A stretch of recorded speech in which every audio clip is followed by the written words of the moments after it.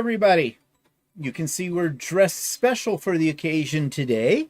And I think you probably will figure... What are you looking at? Oh, yeah, okay.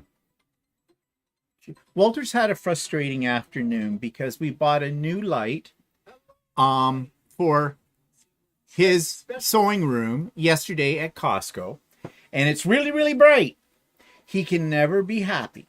Okay, you can adjust it, but it's kind of stupid because you'd have to be 7 feet tall to reach the little switch in the top of the ceiling for it. So he got the idea today that, well, I said, I kind of want one for my sewing room in here. I have a track light. You can't see it right now. It's up here above us over there. And it's old and it's not giving off much light anymore. And I could definitely use a brighter light. You can never have too much light in your sewing room, right? So we went back to Costco today and got a second one. And we bought a pack of 3 dimmer switches because Walter's idea was if you put a dimmer switch in the one in his sewing room, he could adjust how bright the light is. You have to remember, Walter's nocturnal, okay? Bright lights, you know, like bats, you know, they don't like bright light too much. Well, so what happened, Walter? So I put in dimmer switches before. It's not usually a big deal. But anyway, so I opened up the box for the bedroom light, and wow, there were a lot of wires. Anyway, so I go, oh, geez, I'm not sure if I should do this or not. So anyway, so I went and spent about 2.5 hours. And a lot of cursing and swearing. Actually, I wasn't cursing and swearing, but I was very frustrated. Anyway, I finally got the switch put in, and it didn't work. Yeah. And something went pop. Yeah, something did go pop. Anyway, so now I've got everything still turned back off again. I think I'm going to yank it out and put in the old switch again. For now. Now, we do have electricians in the family. We do have my brother-in-law, but he left yesterday with my sister for Mexico for a trip. However, his son, who, well, hasn't got really his full papers yet, but must know how to wire up a switch, a dimmer switch. We could call up William. Problem is, we don't know if we want to try that route. Well, yeah, so right now I think I'm just going to put the old switch back in and for now, and think about it. Yeah, think about it. Do some thinking upon it. Didn't you have a book that has all this? Yeah, I do too. I'll go. When in doubt, and there is always YouTube. So this is true. Maybe you should consult YouTube. But anyways, yeah, that's been fun this afternoon. So let's see who's joining us today. We'll start with that. Barb is here. Hi, Barb. You beat Russ. See you secondies today. Pace is here. Nina is here. Inez is here. Charlotte, Mona, Jeannie, Evelyn, Ingrid, Julie, Gloria, Donna, Suzanne, Faith, Heather, Grant, Sue, Alice, Colleen, Dubrovka, Stephanie. Okay, we've got everybody coming in. No doubt it was the title of today that enticed you. And if you saw my little short that I do every week to announce that we're going to be on the air, you know that today is going to be a very serious mood a little bit later on. Right now, we'll just be our usual selves. And of course, today's all about being Canadian in the given environment. We're wearing our hats, and this is rare. You seldom see me with a hat on.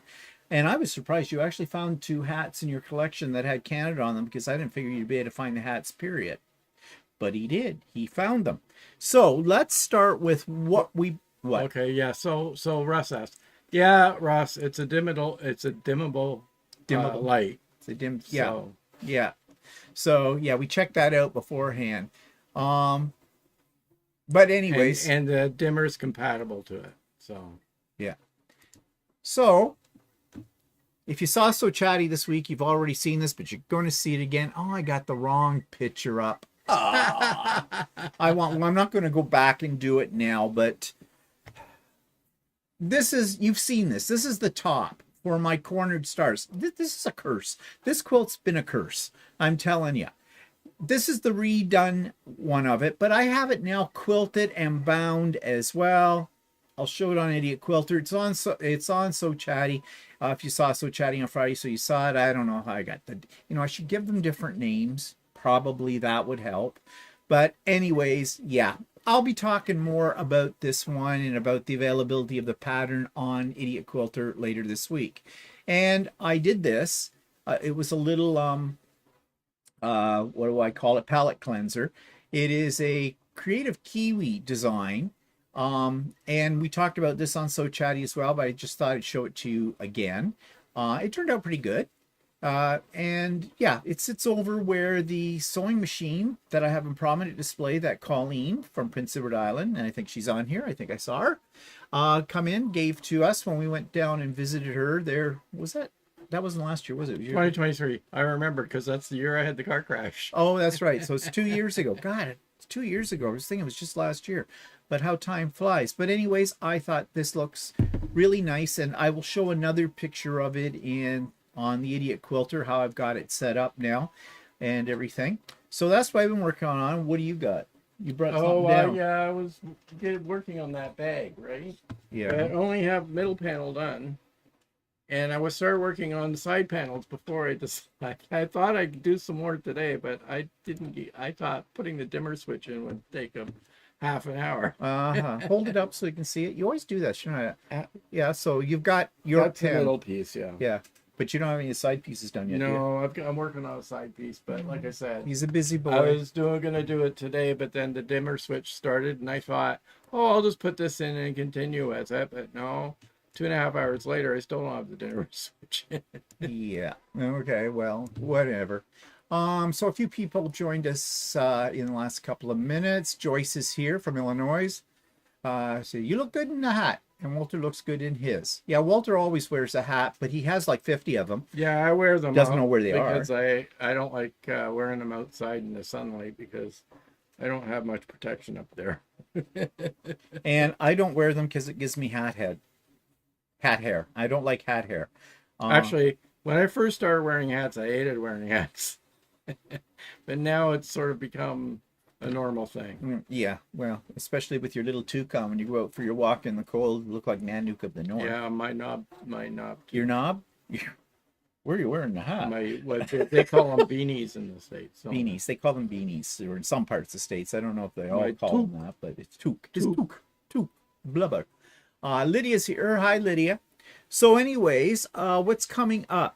Of course, Sewing with Stephanie and Stephen on Wednesday as usual, 9 a.m. Eastern Time start. So there's that. Advance notice, pop-up sew day, not next Saturday, the Saturday after. Unfortunately, we will not probably have Russ and Candace with us that day, because Russ and Candace are having an affair. No, I mean are going shopping somewhere exotic. That's their story, and they're sticking to it. But yeah, that'll be on March the 8th, but a few days before, at the beginning of that week before, all the information will come out, as it always does. And then real advanced, you've heard me say it before, but I'm saying it again, Spring Retreat, the Idiot Quilter Spring Retreat will be on Saturday, April the 26th. Again, information about that will come out at the 1st of April. I will have all the information there for how you register, how you get your pictures of your quilts that you might want to submit for the show and share, the agenda for the day, everything like that. And I think I've already told you we have 2 special Canadian guests. We have Heidi from New Brunswick is coming, and she's going to be showing us and talking to us about hand quilting, and she is a marvelous hand quilter. And of course, we have John from the Art East Company, which I'm sure you're very familiar with. And I'm really excited that both of these people agreed to be speakers on the Idiot Quilter Retreat, because I know they're both going to be wonderful and you're going to love it. And we are going to probably have another panel discussion as well. I'm still working on the topic, and I'm still working on, I'm hoping, well, Heidi and John will be on the panel. I will moderate, and I want to possibly put one more person on it. Might be Walter. I don't know. Or, well, yeah, there's a look. Okay. Yeah, as well. But anyways, still working on all those plans, but come the 1st of April, all things will be revealed to you, so you can get yourself registered if you so desire. Okay, that's what's coming up. All right. Any other points you'd like to make up or tell us this moment in time? No? I have to say I'm a little nervous about what we're going to talk about today. I shouldn't be, but I am. It's a very, very serious topic. There's going to be a few little guidelines for handling this today. And one of the major guidelines that's here as well is we are not going to entertain anybody's comments or questions while we go through all of this. But there will be an opportunity for us to catch up on the comments you may write as we're speaking, or, you know, any questions you may have. Now, I want to say that, well, I'm going to do a lot of reading because I basically wrote an essay. Okay? Still got it as an English teacher. And I know that these things that I'm going to tell you and what we're going to talk about as we go through this are going to be controversial. And some of them you may find a little bit disturbing. Some of you may even take offense. And I'm sorry about that, but I'm not sorry. And I'm not going to say sorry because that's what you think Canadians say. So I'm just going to read you this little intro that I've put here first of all, so you understand where I'm coming from. This may cost me some subscribers, but that is okay. Those that do not like what we're about to say are free to unsubscribe because they are probably not the kind of individuals we want to associate with. Also, I've had some very nasty comments about my channel being too political, and these same people that wrote these comments were demanding, not asking, not suggesting, they were demanding that I stick to quilting and sewing. Well, you know what my answer is to that, don't you? If you've been here for a while, you know my answer is my sandbox, my rules. Okay, so having said that, I want to tell you what the purpose of this is. Today's tone is one of education, making you aware of how we as Canadians feel about the political and to a certain extent the social climate between our two countries. We are not going to be saying derogatory things about Americans. However, it's going to sound somewhat like that. I ask you, if you're still here and you hang on to this, that you keep an open mind, okay, to what we're going to say. What we're trying to do is let you know, because we know you don't know. And there are reasons why you don't know, and we will actually cover some of those reasons in this. So we understand that you don't know how we feel. And that's why we feel we need to have you let us know how we feel. Okay? So there's some terminology here that I want to straighten out with you first so you understand what we mean by certain words as we use them. When I say you, okay, I don't mean anyone with the exception of Trump personally. Most of you are very nice people, just trying to live your best life. We know that, okay? And that has been proven to us time and time again on the pop-up sew days, on the sew day I do with Stephanie, on the retreats, and this platform we're on today as well. So we know that. Those of you that are not nice people supported Trump. So that says it all for us. So if you are a die-hard Trumper, and I doubt that many of you are that are on here in the chat, because you would have been one of the people that wrote a nasty comment before and now no longer have a subscription on here, either because you removed yourself or I removed you, one or the other. So I'm pretty sure that those of you that are here and the regulars that come here are definitely our kind of people. We like you. Now, when I say American, or most Americans, all right, I mean how the world, and especially us as Canadians right now, see you as a group. It's kind of maybe a whitewash term, or it's kind of a catch-all collective saying Americans. But I don't mean, I do realize that not anything that I will say when I use the term Americans necessarily means every one of you.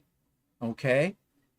I believe, we believe that there are many good, sensible, thoughtful people in your country, but it's the very loud minority that support Trump.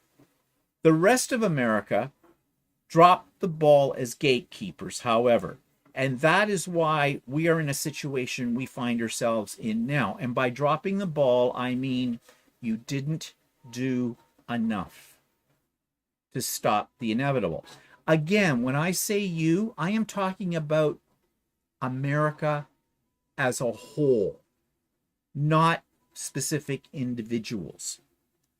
So, throughout this discussion, you will probably remove yourself from blame or from accountability for the situation because you did not vote for Trump. I have heard that many times. Not my president. I didn't vote for him. As such, his ideas and outlooks then are not yours. We get that. We know that there's a great number, possibly a majority of people in the United States that do not support Trump. Unfortunately, because of the way your political system works, he got in. So you kind of got screwed. However, you must ask yourself now, what can I do about the situation?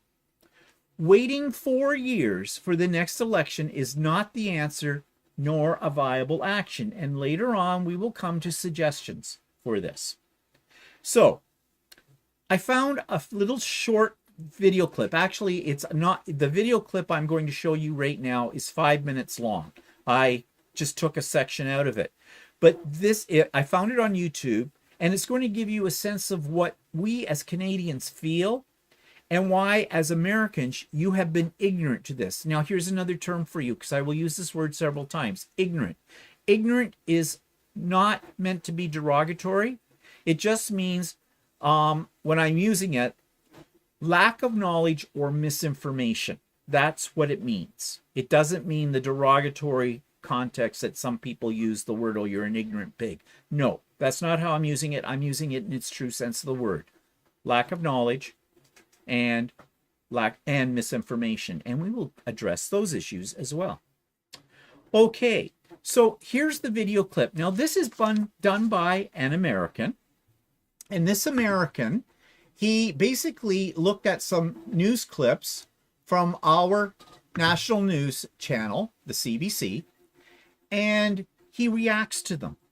And I think, I don't particularly like his presentation style, but I like what he has to say because I think it really shows you what I just said about being ignorant and misinformed, because he considers himself a typical American.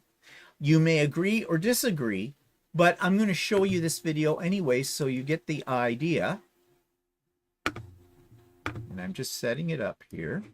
Hopefully all will work well.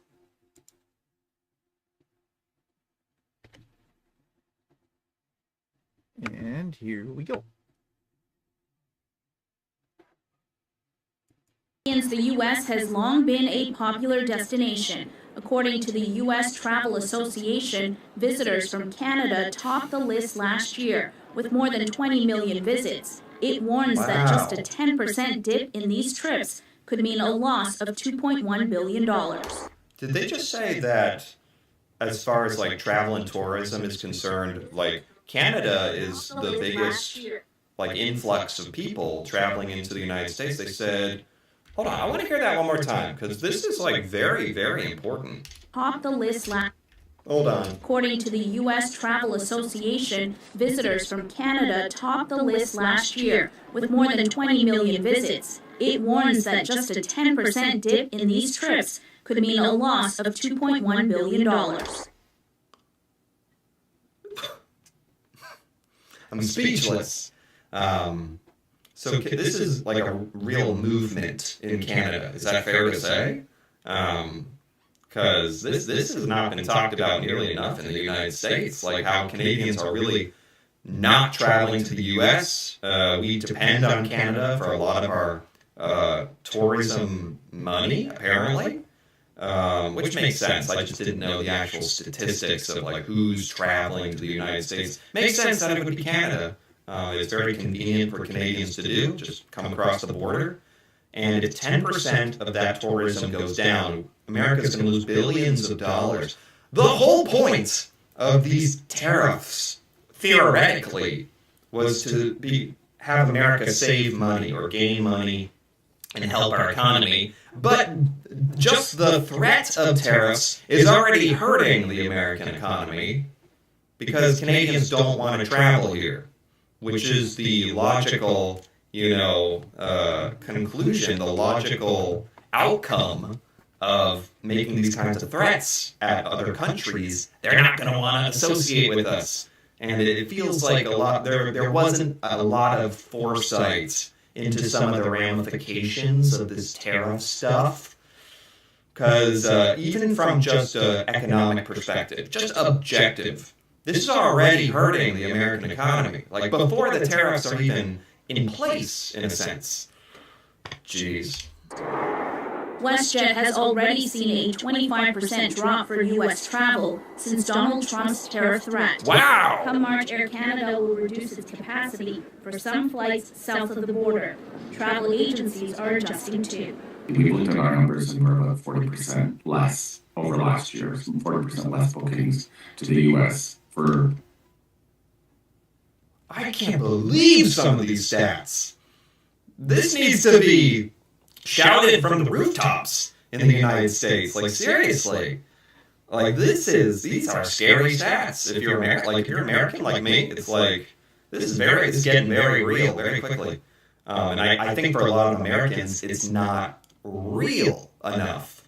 That's another thing. It's like something we see in the news, like, oh, Trump's doing his Trump thing again. It's like, well, when our economy literally goes down, when prices of goods go up and all that, then people will probably care. But yeah, unfortunately, it takes it becoming real and actually hurting Americans for a lot of them to care.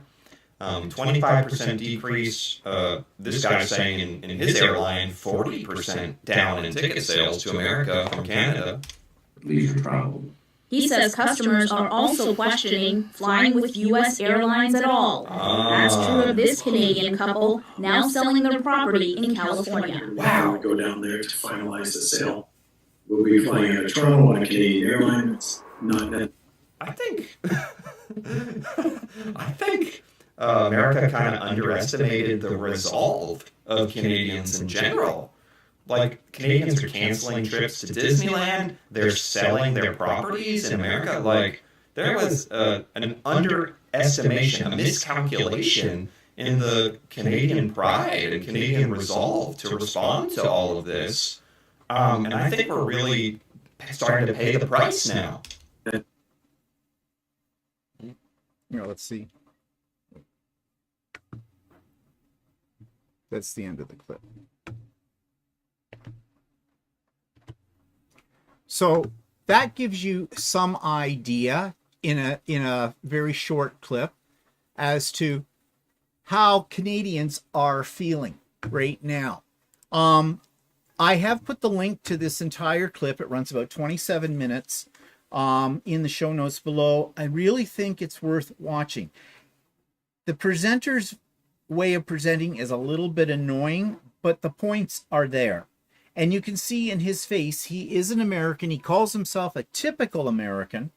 And he seems to be truly astonished at what's happening. And he said he did not know. So there's a lot of points. Some of the points he brought up, we're going to bring up here too. But we're going to carry on here. And we have a question for you. And this is something for you to think about. I don't really intend for you to try and answer it, because I don't think you have an answer for it, because we don't either. The question is, what did we as Canadians ever do to you to make you hate us? This is how we feel as Canadians right now. We feel like our best friend has turned their back on us. We've had great relationships with the Americans. And when I say we, I'm now using that as the plural for Canadians in general. We've had free flow of us going there and coming back, you coming up here, going back, to a certain extent, a somewhat controlled, but a flow of money, of buying products, things like that from the States. And we've had this for a long time.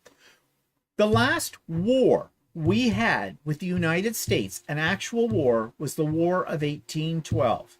And that really wasn't Canada. That was the British here in Canada, and all that. But that was the last one.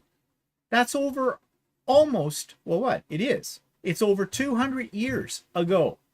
So we have the world's longest undefended border as well. And we're proud of that. And I think we're proud of that on both sides of that border as well, because no other country in the world can state that. And that's something. But now suddenly our best friends are turning their back on us. They're making us feel like we have done something wrong. We did nothing wrong. And we're trying to right the situation, but we will not do it at the expense of our nationality. So let's take a look, just a small little micro sample of what we have done for the United States. First of all, let's go back to World War II. Even though you entered, meaning the Americans, the United States, entered the war late, you took all the credit for ending the war. Well, you didn't. You didn't. Okay? That is what you are taught in your American schooling system, but you didn't. The only reason you entered the war, the Second World War, was because Pearl Harbor got bombed by the Japanese. Your war wasn't so much with Europe as it was with the Japanese. And we know how that turned out, right? Meanwhile, Canada, we liberated the Netherlands. And they never forgot, because we get bloody tulip bulbs every year. And Ottawa in the spring is beautiful if you like tulips, because it's buried in them, literally. But France, we were there for the liberation of France as well. Now, when I say we, I wasn't there. Walter wasn't there. My parents weren't there. No, my parents were in the Netherlands. But your parents were in the Netherlands, yeah. When the liberation occurred. And, you know, when we as Canadians go over to the Netherlands, even though it's been a couple of generations since, and even though we were not in the war, we're still treated nicely, and people will still walk up to you. Generations that weren't in the war either will walk up to you, and when you say you're Canadian, they thank you, because they've been taught about that situation. But we were right there with the Americans. We were there beforehand, supporting the Americans' efforts in the war as well. We've made our natural resources, to move to a different topic, readily available at reduced cost to Americans. We charge Americans less than other places in the world for our natural resources, and that is thanks to something called NAFTA. And NAFTA is the agreement that we had way before Trump ever came into power with the Americans and Mexico for free trade, relatively free trade. There were restrictions across our borders between the three countries. It was when Trump was in power before, our prime minister, he renegotiated the deal with the Americans. And Trump didn't want to give much into that. Well, Trump now is threatening to reopen up NAFTA. Well, he's basically going to ignore it. The tariffs ignore NAFTA agreement. So it's not worth the paper it's written on anymore. So the North America Free Trade Act, which is NAFTA, if you don't know what it stands for, is established a free trade zone in North America. It was signed in 1992 by Canada, Mexico, and the United States, and took effect on January the 1st, 1994. NAFTA immediately lifted tariffs on the majority of goods produced by signatory nations. Trump wants to destroy that. He wants to destroy that. And if you watch anything about tariffs, the tariffs are not going to hurt Canada as much as it's going to hurt Americans. But Americans don't understand what a tariff is for the most part. And again, I go back to education and misinformation. And how it'll hurt us is that U.S. companies that have to buy stuff at increased prices will either end up paying the increased prices, or they'll buy less, or they'll look for other suppliers that they can get it from for less money. I mean, we've been put on a little hold, but in about another 2 weeks, that hold is supposedly is off.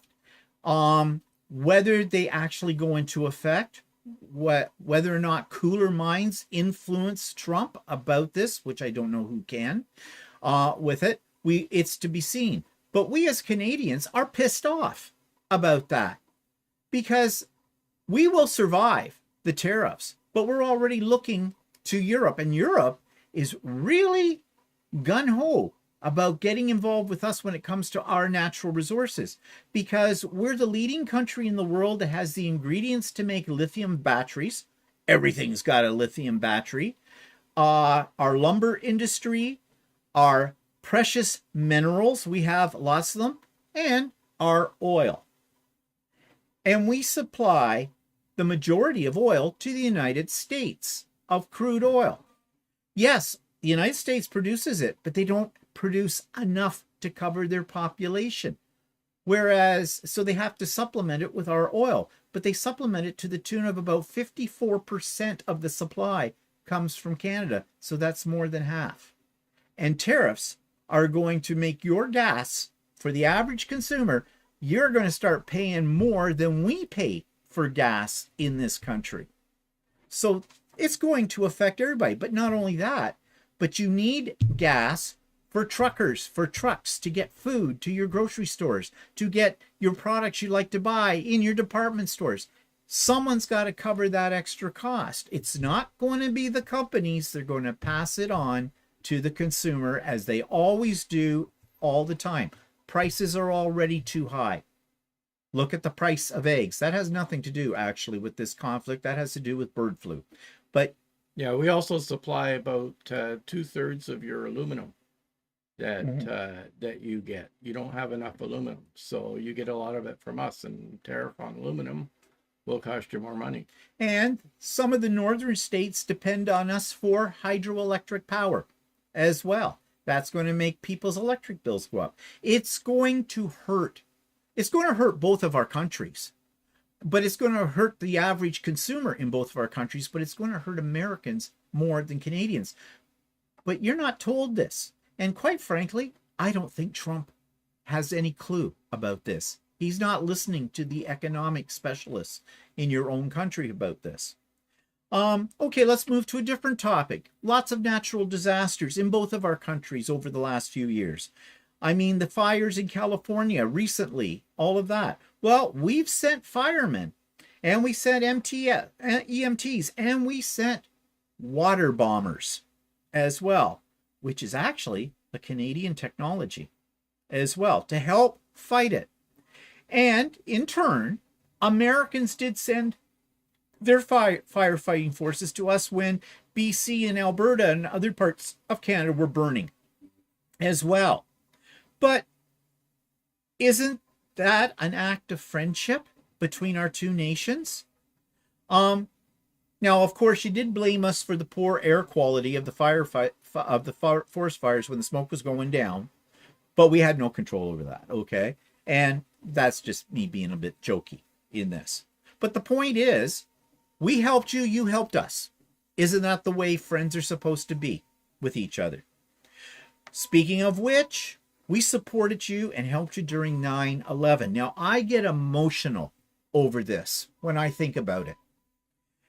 38 planes landed in Gander, Newfoundland on September the 11th, 2001. The planes carried more than 6,500 passengers. Those people needed food, safe accommodation, and the wonderful people of Gander, which is not a very big place, and it's out in Newfoundland, so it's on a big rock in the Atlantic Ocean. And others living in Newfoundland as well opened their doors and wallets to help those people out. They fed them. They made sure they had shelter. They entertained them. They tried to comfort them. And if you've ever seen they made a movie of it, but it's a stage play called Come Far Away. If you've never seen it, you need to see it because it really shows you. Come from away, isn't it? Come from away. What did I say? Come far away. Okay, well, whatever. Go away. Come from away. It is excellent. You should watch it. It really tells you, though, not just because it's entertaining, but also because it truly shows you how big the heart of the Newfoundlanders were. I mean, they went way beyond. They didn't have to do that, but they did it. And of course, there was all kinds of other things that Canadians did to support the Americans at a time when we didn't know what was happening, whether the world was going to end, the terrorist attacks, everything. We were all running scared, but we helped out the Americans with that.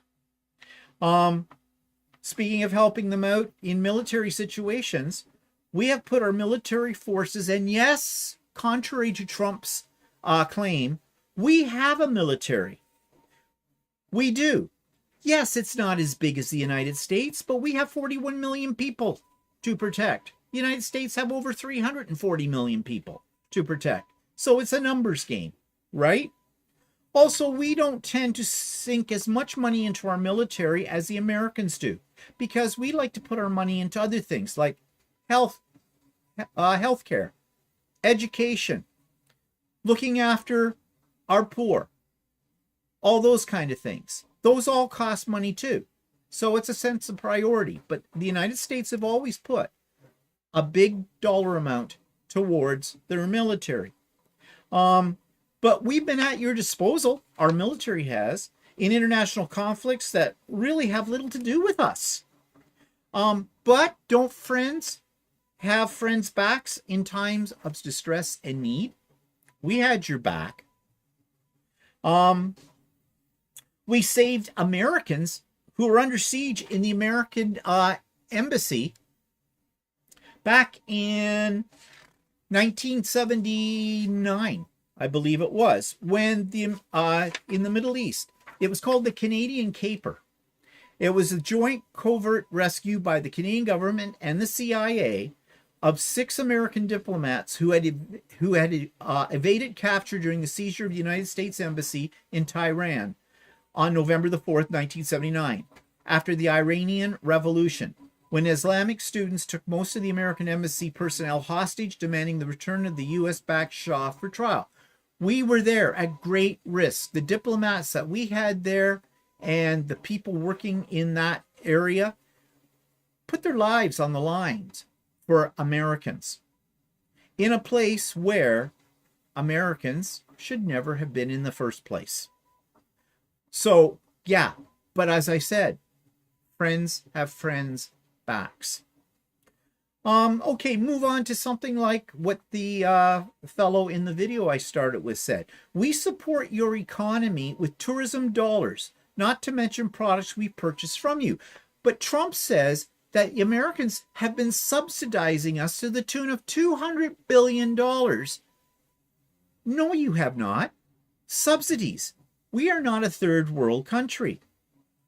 You are not propping us up economically.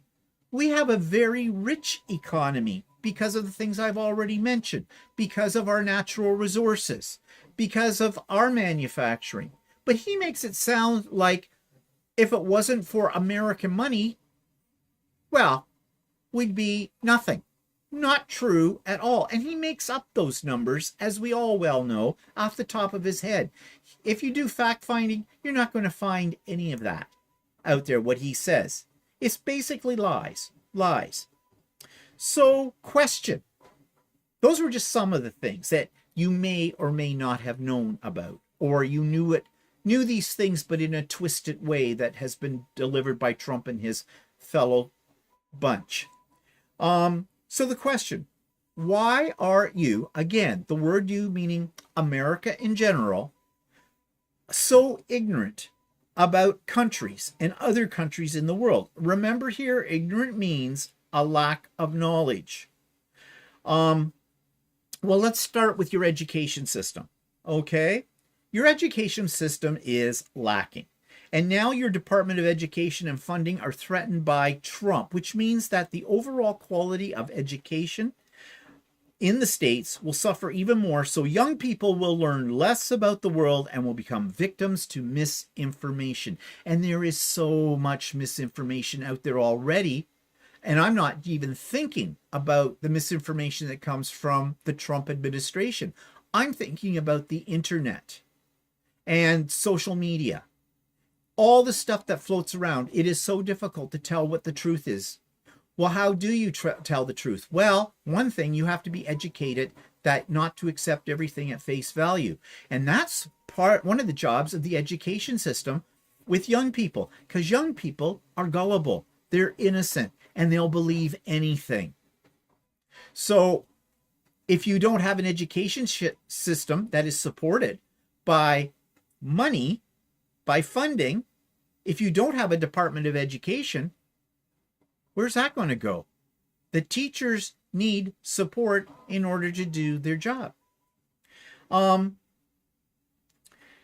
Americans do put a great deal of effort into, do not put a great deal of effort into educating themselves about other countries.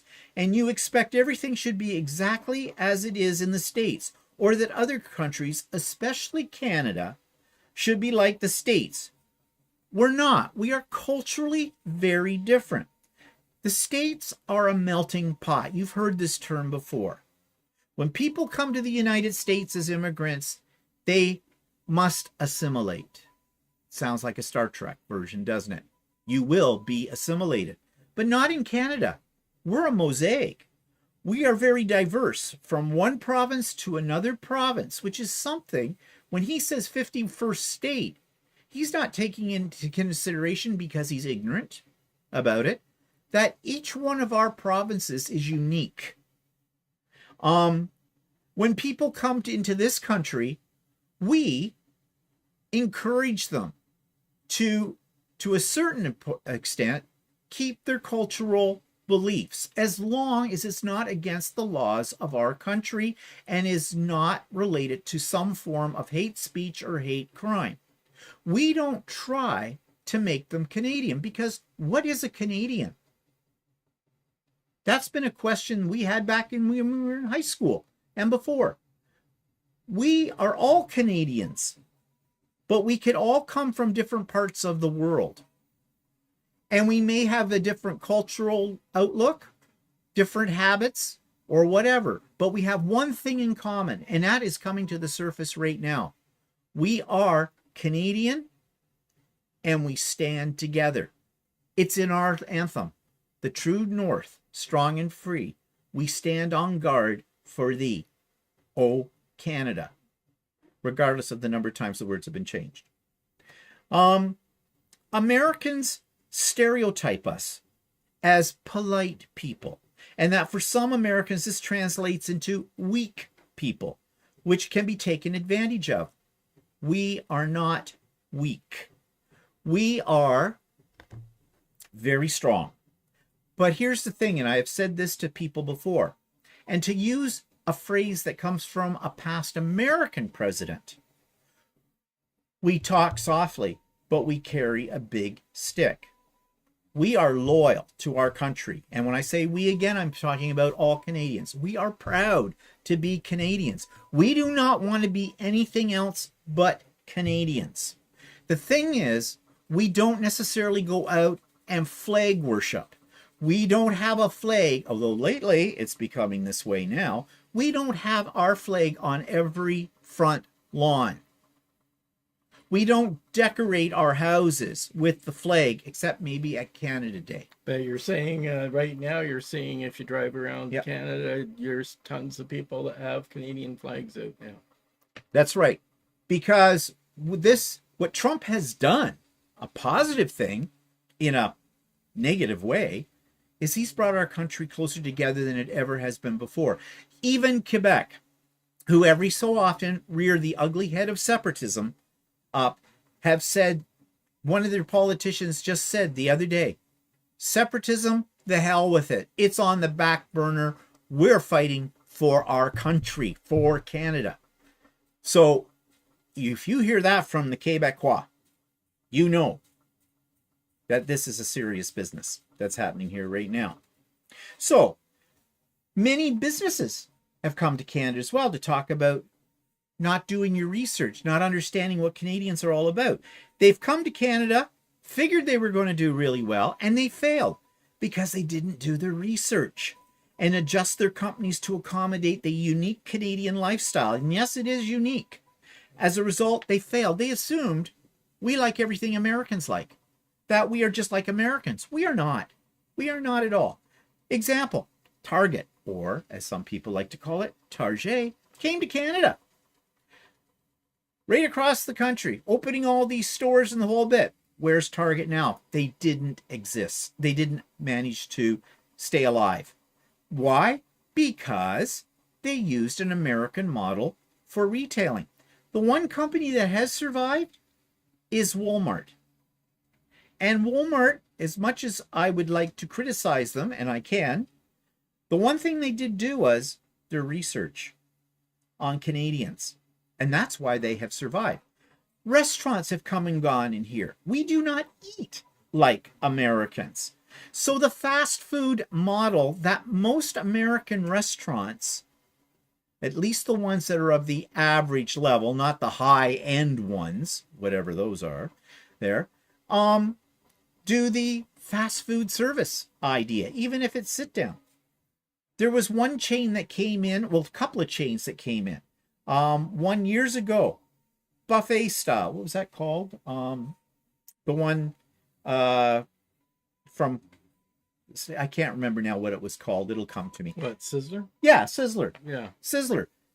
First time we went into the Sizzler, when it opened here, what? They've got a menu up on the wall like a McDonald's, even though they weren't serving just hamburgers. They had steaks and things like that as well. You had to order everything, including your alcohol, at the cash register.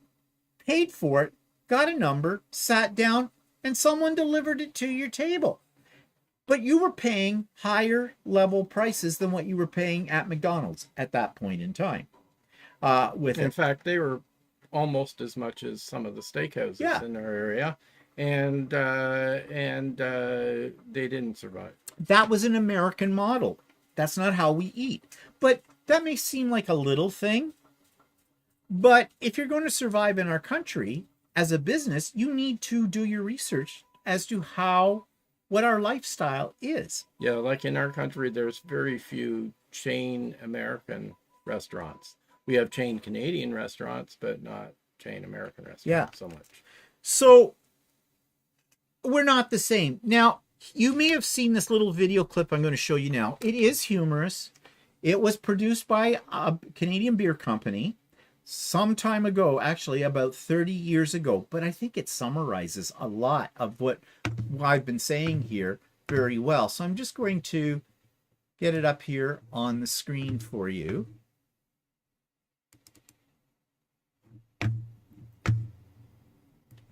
But listen to what he has to say about why our two countries, or why we as Canadians, what our way of life is in comparison to what you may think it is. Let's go here.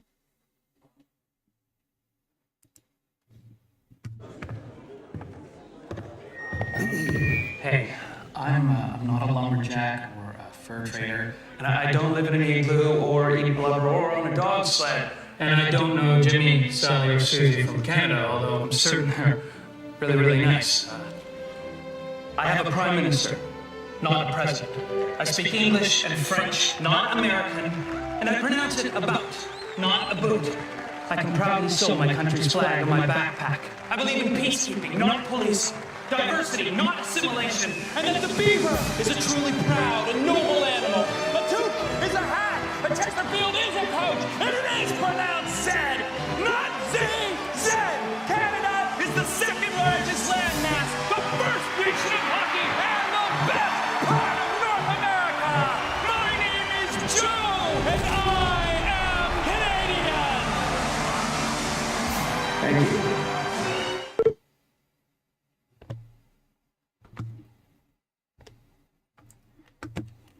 So I think if you listen to what he was saying, I think he really covered what it is to be Canadian. And we're very proud of that fact.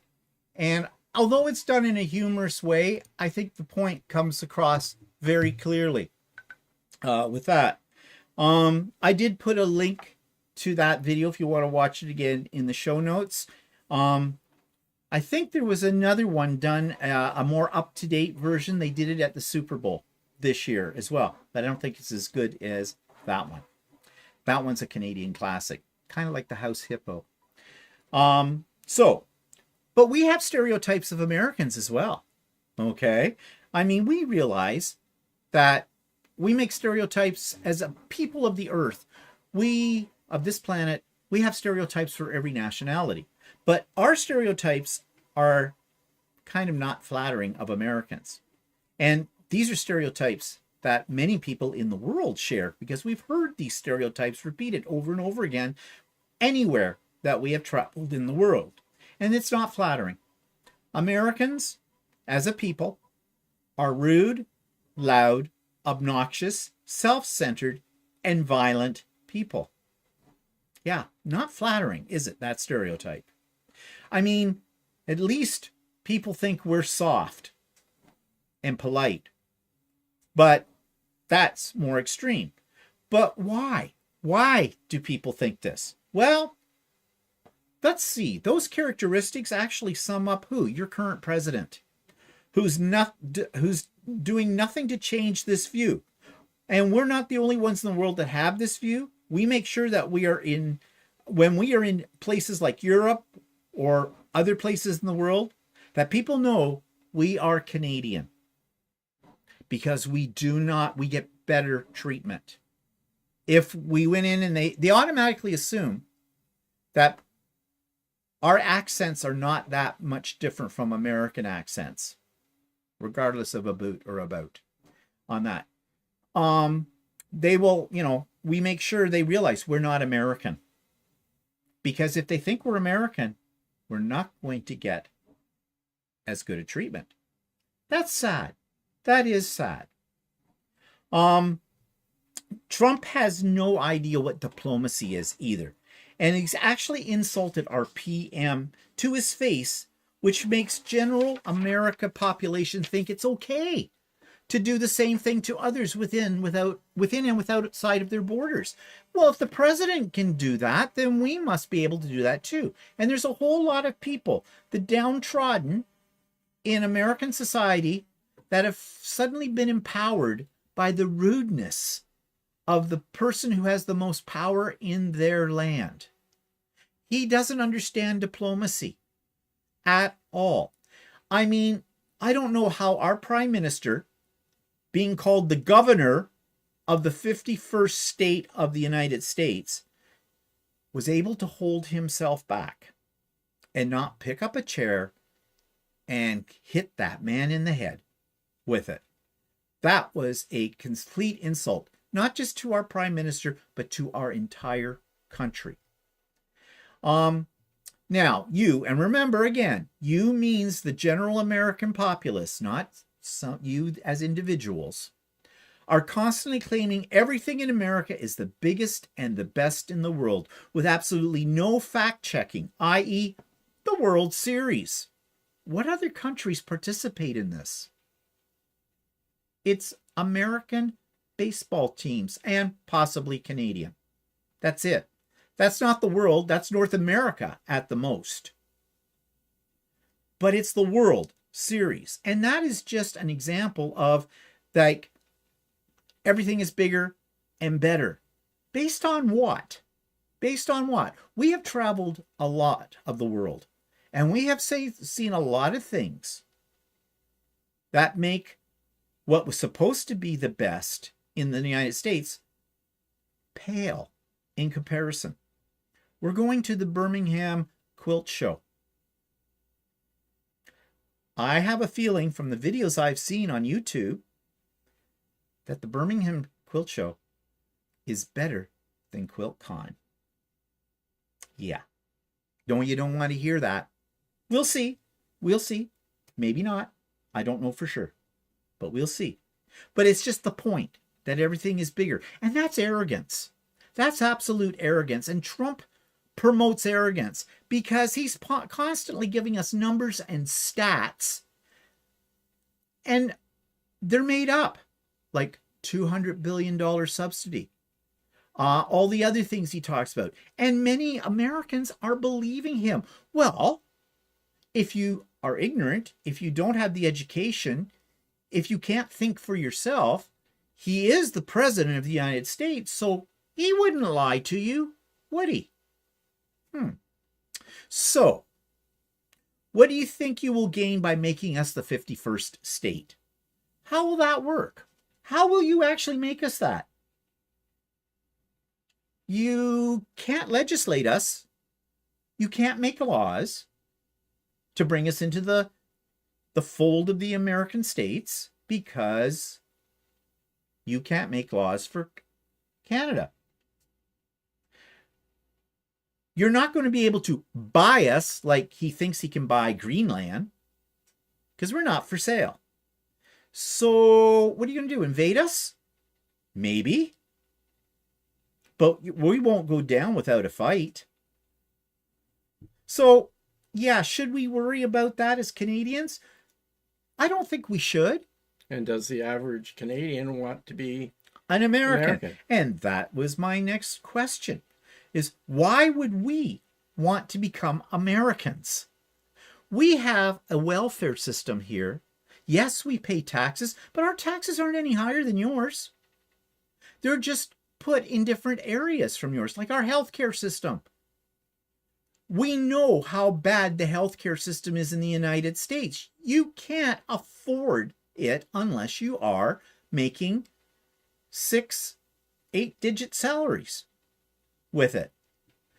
You Americans work most of their life, the average American, because they can't afford to retire. You're treated like slave labor. Why would we as Canadians want to put ourselves in that situation? I think not. Nobody wants to be in that situation.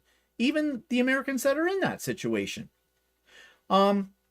So we have, America has a very wide, the idea here of the American dream, then, this is where this all comes from.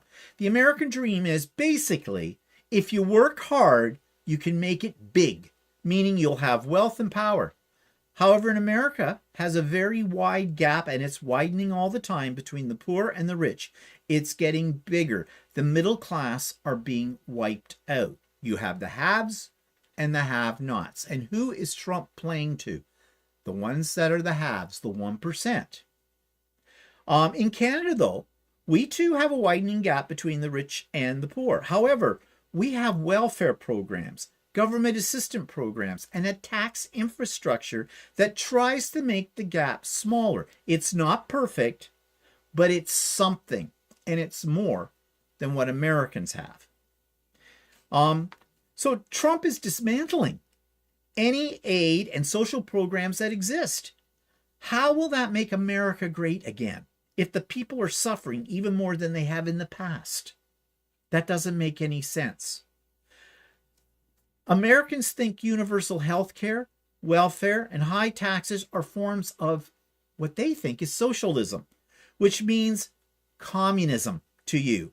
And you have to defend the world from this. And you're not gods, okay?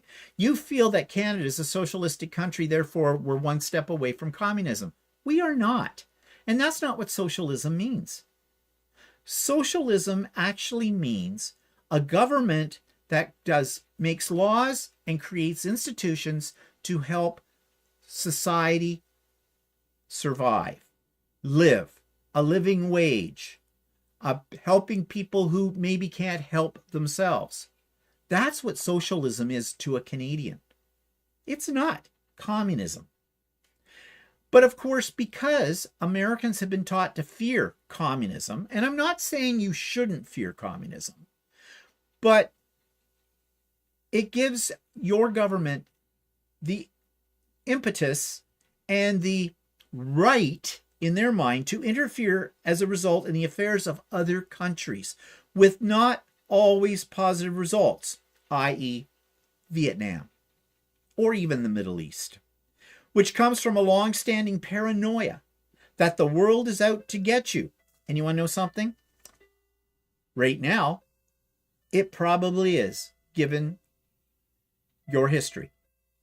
I'm sorry, but that is how the world sees this. I know Americans don't see it, but you're only one country in a world that has many, many countries and many, many different cultures and many different lifestyles. So therefore, why would we, as I've already said, Canadians, ever want to be part of your country? Why would we want to be abused by the rest of the world? Why would we want to be hated by the rest of the world? No. Thumb down. Trump says it would be to our advantage, yet he hasn't explained, as he doesn't explain anything, how would it be an advantage to us? He just wants to come in and rape and pillage our resources. So for all these reasons, we personally, Walter and I, have decided not to go to your country, to only buy Canadian as much as we can. And we're not alone.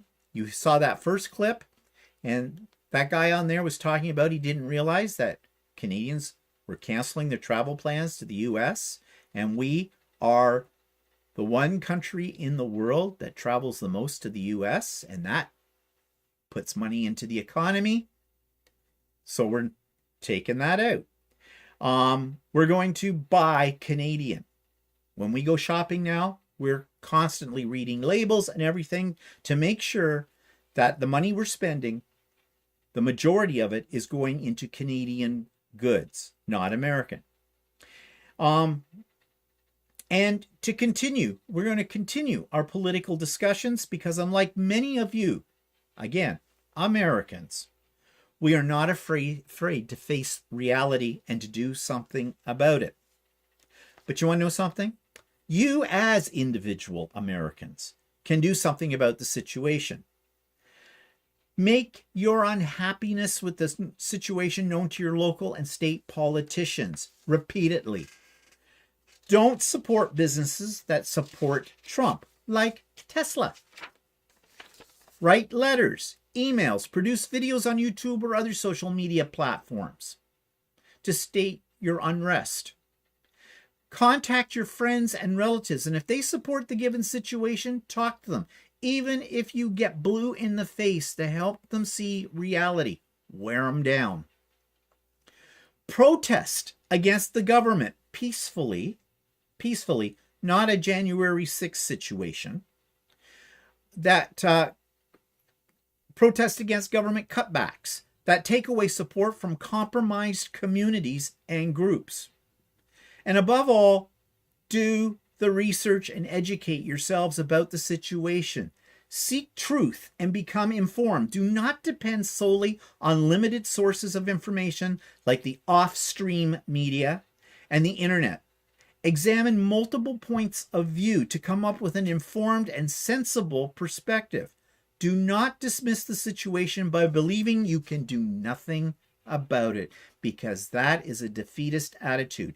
We here in Canada do not have a defeatist attitude, as I think from what I have said so far, you can see that we are not going to be beaten down. You poked the bear, not a good thing. So there is a great video I've put a link in. I'm not going to show any of it here. That's called How to Survive the Next 4 Years. It's by an American. He is an American who's a member of the LGBT community. But he puts a lot of things in perspective about, because I know a lot of people, not just Canadians, but Americans too, are having a lot of anxiety about the given situation. So he talks about, and it's very good common sense, he talks about how to conquer those feelings.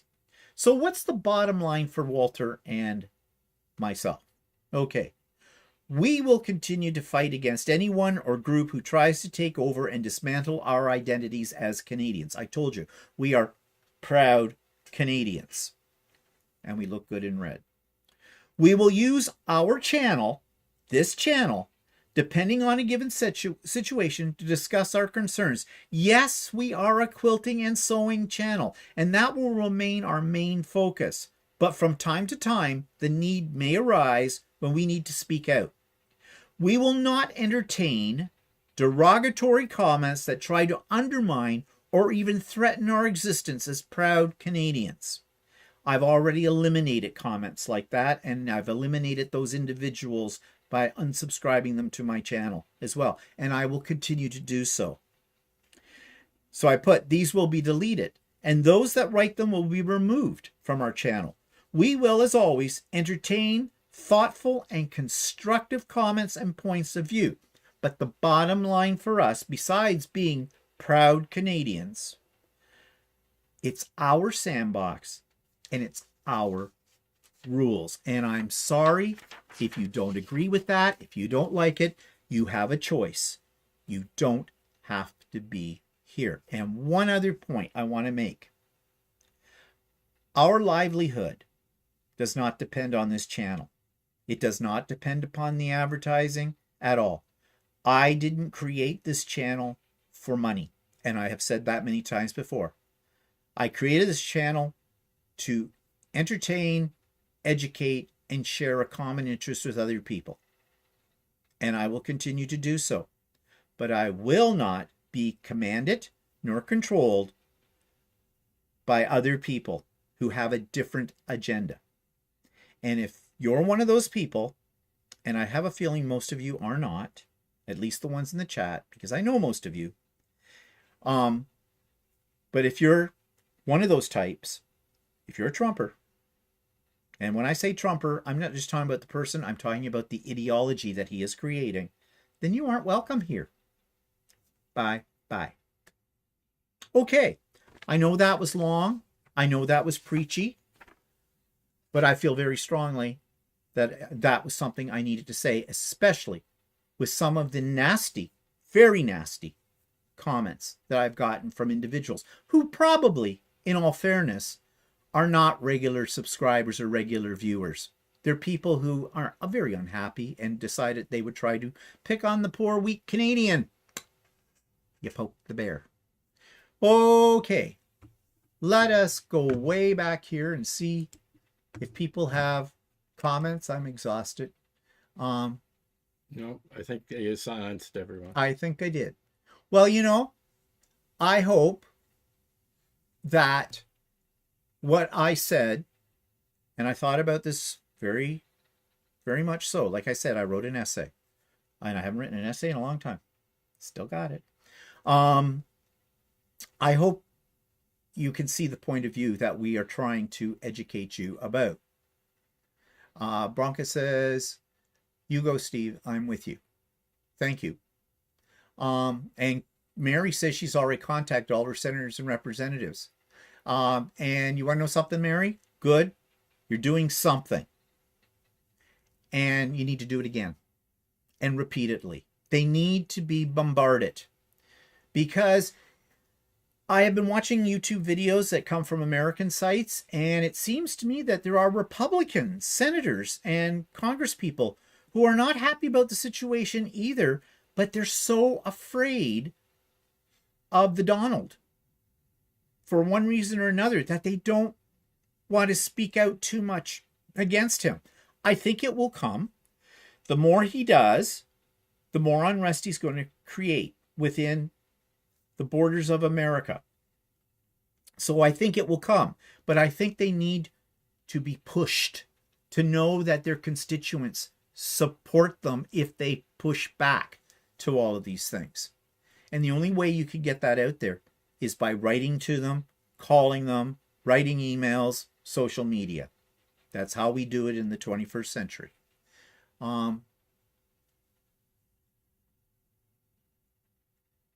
Just looking here. Makes sense, Dubrovka says. Inez says, thank you. Mary says, I'm sorry you got bad comments. People are crazy. They're using Facebook to be. Yeah, they're using social media. I'm not a stranger to these kind of comments. These are what we call trolls.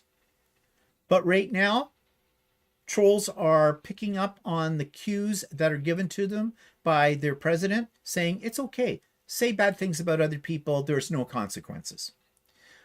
There are. Colleen says, thanks for articulating things so well, Stephen. You're welcome, Colleen.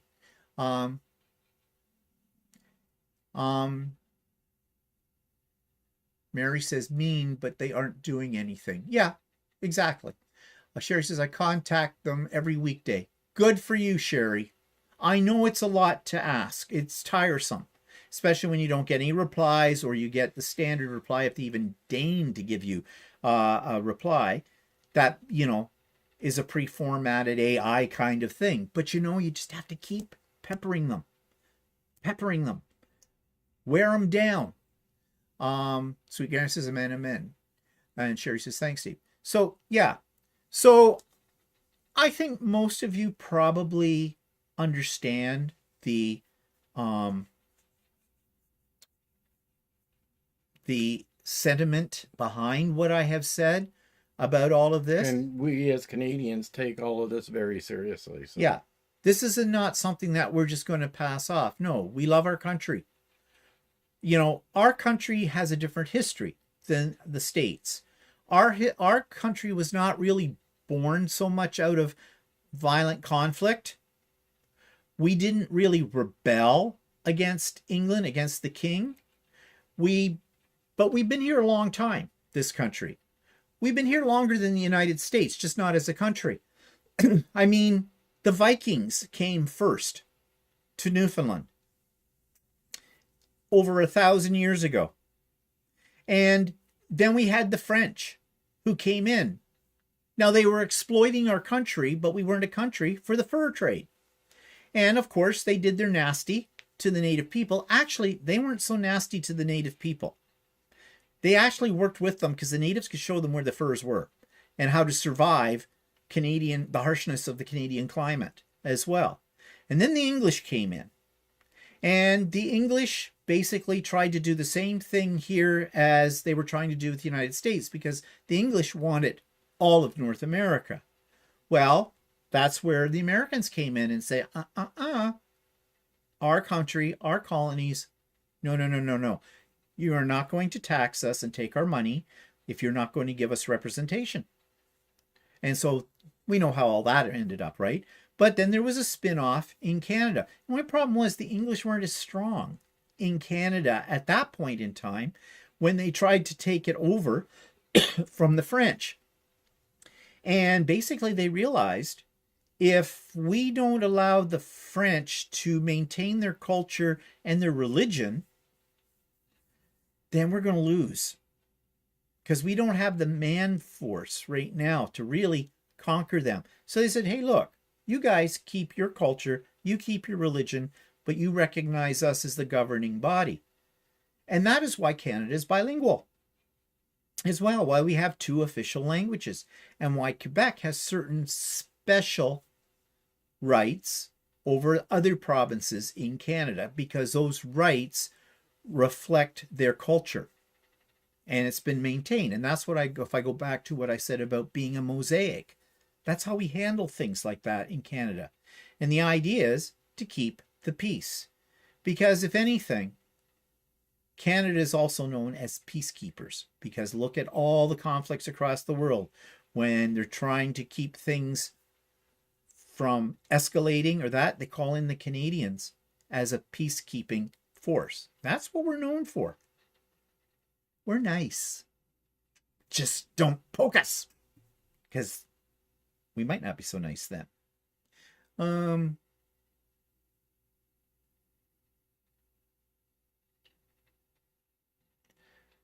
Sherry says, only talk to a person one time. And Heather says, I worry about foreign interference with our next federal election in Canada. If it's true, we have, what I didn't go into, we have our problems with our politicians as well. Not quite to the severity that the States is undergoing right now, but we have to keep a close eye on them as well. It's not all rosy here in this country. Carol says, I've been looking forward to today's show. I really want to hear your opinions. Lydia says, ultimately, it's your channel. You do you. I'm also a proud Canadian, loving the national unity that's been demonstrated in the past week, also choosing to support Canadian business and products first. And that's what I said. If anything good has come out of this, I think it has brought our people from shore to shore to shore much closer together. And that's not a bad thing. Cheryl says, I appreciate that you have an opinion. You make a great expression of how you and Walter feel. Thank you and stay well, Cheryl. Dubrovka says, I've never been to the USA and I will never go. No desire. I have so much to see in Canada. And that, you know, something will change one way or the other in all of this. But the thing is, whatever happens from now until, if he's ever out of power in that, there's going to be a lot of damage done to the relationship between our peoples on both sides of the border. And I think that's going to take an awful lot. Whoever takes over the states after Trump, if Trump lets it go, because he has threatened that there will never be any more elections in the United States. That's scary. We'll have to try and mend what the damage that he has done. And who knows what that's going to look like. Mary says, I appreciate you two's opinions. You're very smart, knowledgeable, and observing from the outside. Everyone here is so mean and emotional. Yep. Not everybody.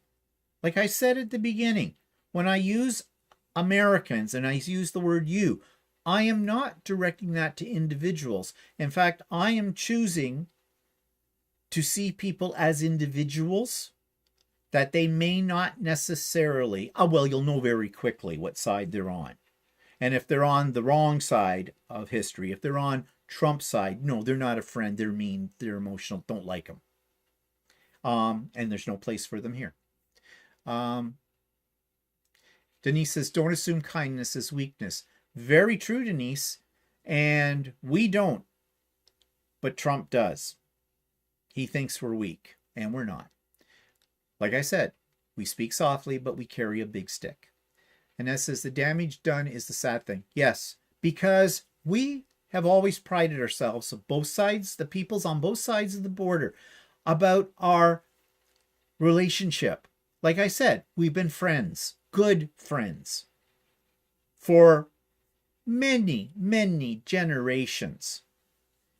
And Trump and his administration are undercutting that, which took a long time to build, but was built, and to maintain it. And now, with a sweep of his executive order pen, he's undercutting all of that. That's why it's important people speak out against this, because it is an injustice, and nobody on both sides of the border are going to benefit from this.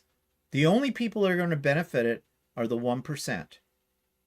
The Project 25ers, the Trump supporters, or they think they will benefit. Actually, the Trump supporters won't.